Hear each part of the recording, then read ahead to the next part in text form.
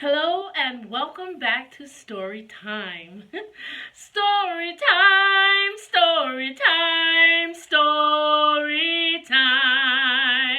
Open the door, let's explore. It's story time. You will meet new people. You will make new friends. You will go to many places you've never been. Hello, our selection today is titled Going Down Home with Daddy. It is written by Kelly Starling Lewis and it is illustrated by Daniel Minter. This is a beautiful selection about a family who is coming together to do and perform and live in a African American family tradition. This is a tradition that my family actually does or did every year when I was a youngster. We lived in New York, and our family is from Mississippi and Alabama. And every Christmas, my mother and father would pack us into our car, our family car, and we'd all come together and travel down the road to Mississippi and Alabama. It was a very long trip, but it was fun. It was full of adventures. And today I am going to share with you an adventure that this family goes on. One of the main characters is little Alan, and little Alan is embarking on this adventure with his family. You will meet some of his family members and some of the traditions that they have. Let's begin. On reunion morning, we rise before the sun. Daddy hums as he packs our car with suitcases and a cooler full of snacks. He says there's nothing like going down home.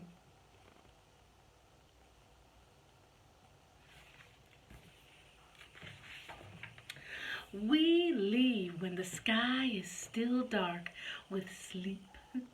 Sis closes her eyes, but mine stay wide open. I watch as we drive from city streets to flowing highways under a sweep of sparkling stars.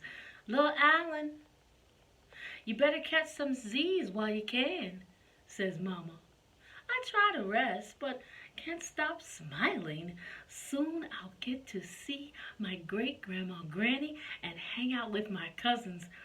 But when I look at my hands, empty as the road in front of us, the anniversary celebration, I bet everyone will have something to share except me.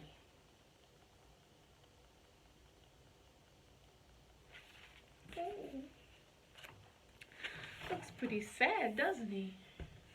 I doze off in a cloud of worry and wake to sunbeams tickling my face. I squint and see a familiar John Deere tractor store and a gray silo standing at attention. We are almost there. Sister and I sit up straight as pines when we see Granny's wood frame house. She's right there where we left her the last time for last year's reunion, scattering corn for her chickens like tiny bits of gold. There she is, Sister shouts.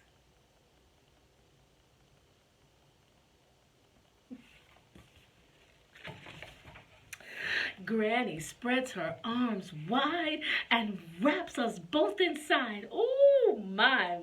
I missed you so. And she showers our cheeks with peppermint kisses. All afternoon, a parade of family comes home. Grandma Loretta and Grandpa James, aunts and uncles, and more cousins than I can count. Ooh, got a head just like your daddy. says Uncle Jay, who's teasing me. Now, I know you ain't talking about heads, says my daddy with a twinkle in his eye. Can't take them anywhere, Grandma Loretta says, laughing.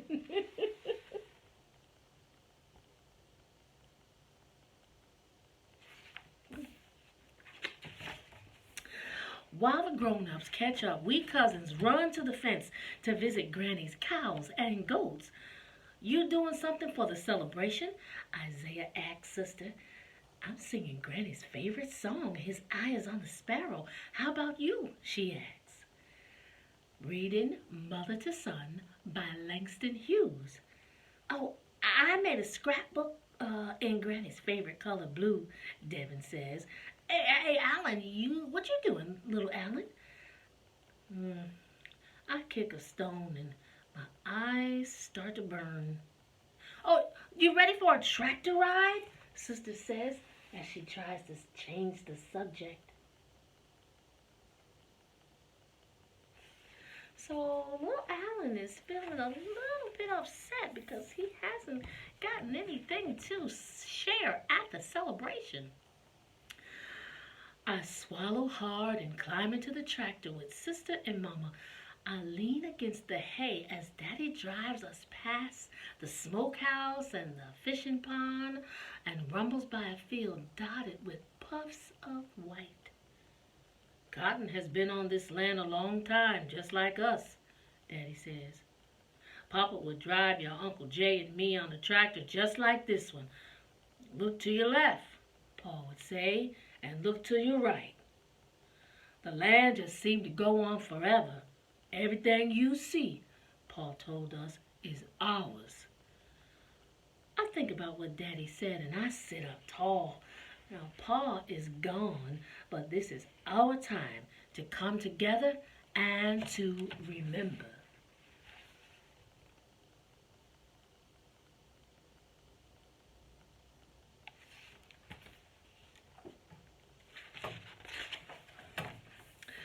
Daddy's words make me want to share more than ever. And when the ride stops, I ask him what to do. Well, think with your heart, little Alan, Daddy says. That's what Papa always told me. Just then, we hear Granny. Come on and get this food while it's hot. She's calling from the porch. So little Alan has asked his daddy, and his daddy told him to think from his heart. I wonder what inspiration little Alan is going to get to be able to share in the family anniversary celebration. Let's continue. We dash inside, and the dining hall overflows with love-made dishes. Smoked turkey, collards, mac and cheese, okra and tomatoes, biscuits oozing with jelly, just the way Daddy likes. Hand in hand, we create a ring inside the house that Pa built for Granny. Heart to heart, we share what we're thankful for. Nothing is more important than family, Granny says, tearing up as she looks into every eye. Amens go all round. Nothing is more important than family. Amen. That means we agree, or so it is. Nothing is more important than family. I agree also. Amen to that. On Sunday, I feel sick. Not a fever and sneezing sick, but I wish I had more time sick. The celebration starts at dusk. Get a move on, little Alan, Grandma Loretta says. You know Granny doesn't play. Growing up, we never missed a service. At church, Daddy points to the spot where he and Uncle Jay performed a duet on trombone and trumpet. My hands were shaking so much I could barely play, Daddy says. But then I saw Granny smiling. My jitters went away. I wonder if I look at Granny, will it help me? But when our eyes met, all I can think about is being the only kid with nothing to say.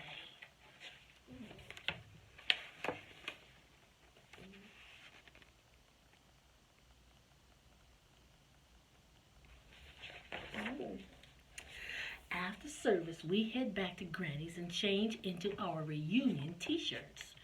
Generations of our family smile from wall to wall.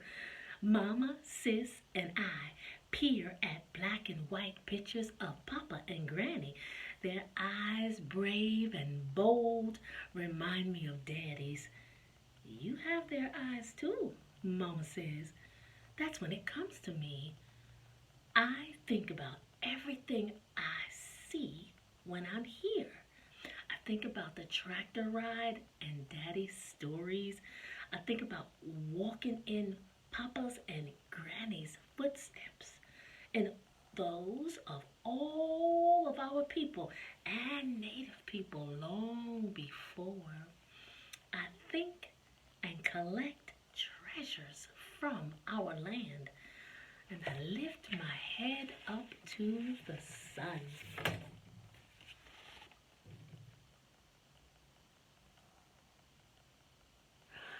Alan has gotten inspired. Ooh, I can't wait to see what he's going to do.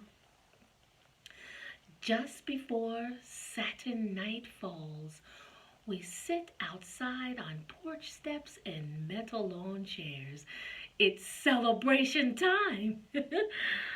Our people were stolen from Africa and shipped to this continent in chains. But no one could lock away their dreams. They dreamed on this land during slavery. They dreamed on this land as they made a way out of no way and fought Jim Crow. 75 years ago, a farmer and a teacher bought this land, Daddy says as he gazes at Granny. And look at us now. One after another, cousins offer their tributes. Sister's song makes Granny's eyes shine. Isaiah's poem gets everybody nodding. And then I step forward.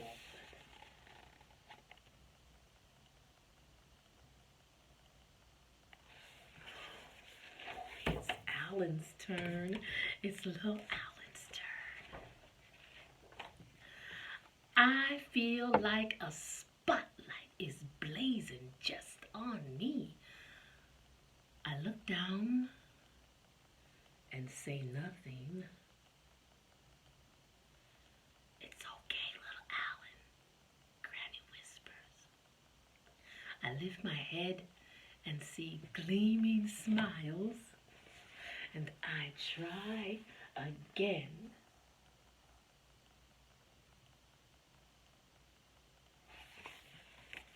So he's a little bit afraid, but that's okay to be afraid.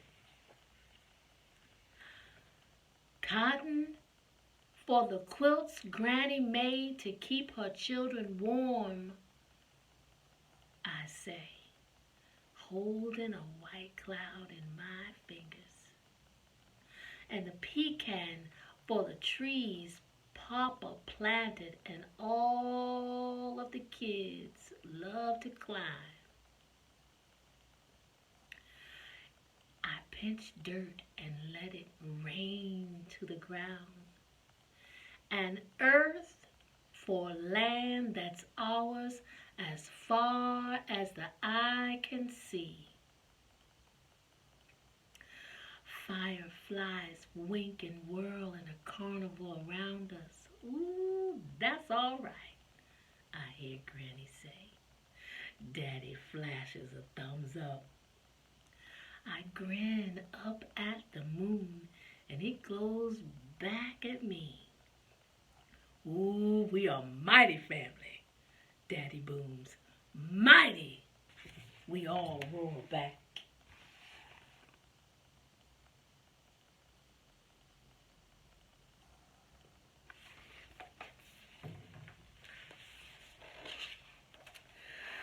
Then we try to make the night stretch on forever. As grown-ups slap cards and checkers against tables, we cousins dig through old trunks and laugh until our hearts explode with joy. Too soon our goodbye morning comes. We hug all the way to the door.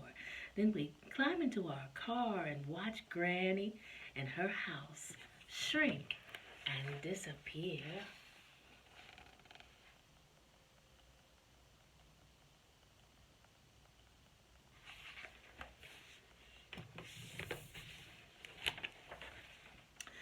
When we go down home with Daddy, everything we see holds a piece of him and us.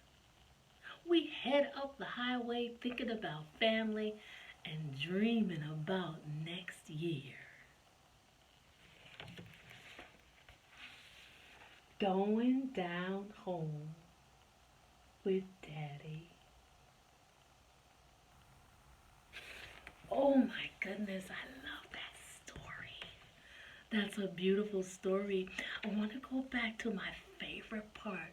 My favorite part is little Alan's tribute to the family celebration. I'm going to read that again.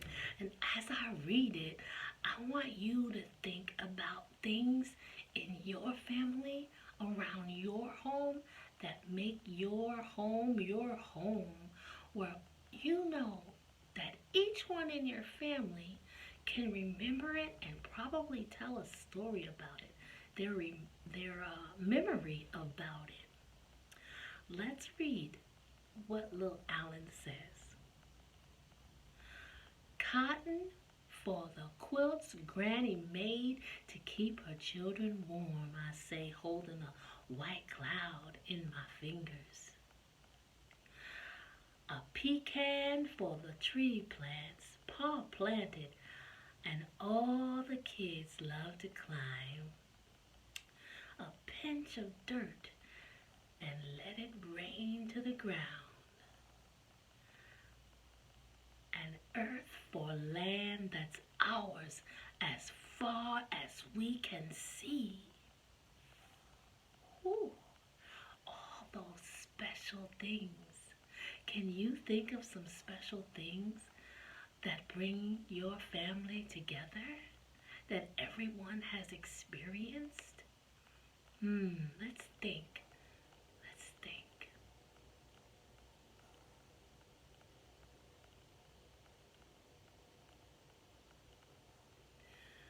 Okay. I can think of two things. One, yes, I have a blanket that I have since I was a baby. And everyone in our home has had that blanket. And now I use that blanket when we go to the beach, and my children and my grandchildren all lay out on the beach on that blanket. Your special thing may be a special bowl that everyone loves to use for their cereal in the morning. Or it may be a special picture of your great-great-grandfather that has been passed down. Something that is very special. It becomes special because it's shared by all of you. Going down home with Daddy.